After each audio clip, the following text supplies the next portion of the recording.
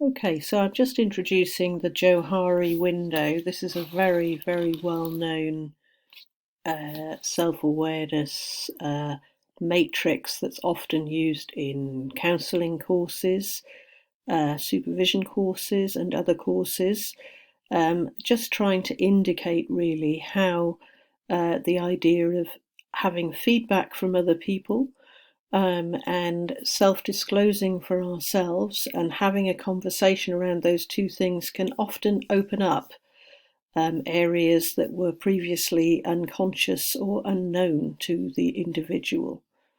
So I'll just talk that through and give you an example of that. And this is often used in relation to discussion of the Rogers idea of genuineness or congruence, but equally it can also apply to the idea of the unconscious and things that lie outside of our awareness. So you could look at it from a psychodynamic perspective, you could look at it from a person-centered perspective.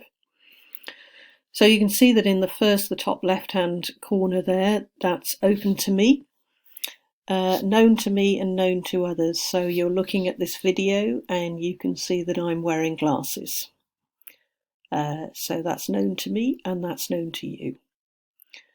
Then if we looked across at the blind area, so information about me that I don't know or may have forgotten about, but that others can see or know. So for example, people might know that I laugh when I'm uncomfortable. And that might be something that I completely don't realise that I'm doing, but that other people perceive that I'm doing. If I receive a piece of feedback from somebody who might know me well and say, Amelia, I notice when you get a bit cross about things, you sort of laugh and make a joke. And I don't know whether to laugh along with you or pay attention to what it is that you're cross about. So I'm left feeling a bit confused about that. I feel if I laugh, I might be colluding with you in some way. And not really taking your anger seriously. So that might make me go, oh, I didn't realise that I was even doing that. But it might throw me into a self-disclosure from over here that made me think, oh yes, anger perhaps wasn't a feeling that was allowed in my family when I was growing up. And so if I got cross and somebody would turn around and say, don't be silly, put a smile on your face and just get on with it.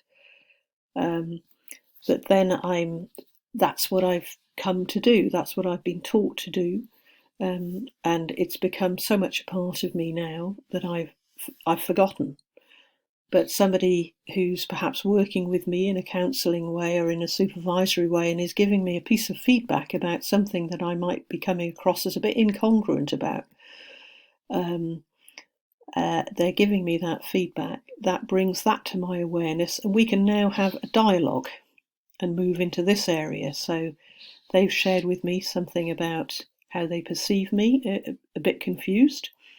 I've shared in response to that. It's made me think, and I realise now that actually I was given quite a strong message when I was young, that I shouldn't be angry, that I should smile and grin and bear it, sort of thing.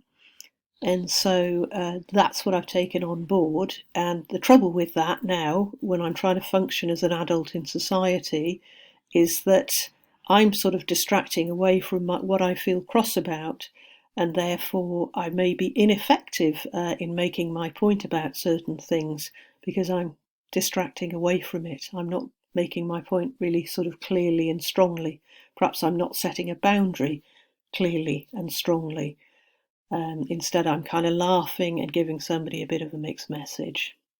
So you can see that dialogue, that whole conversation has opened out and made me think about what my earlier conditioning that might have been functional then to put a smile on my face and get through it because that was what was acceptable to my family.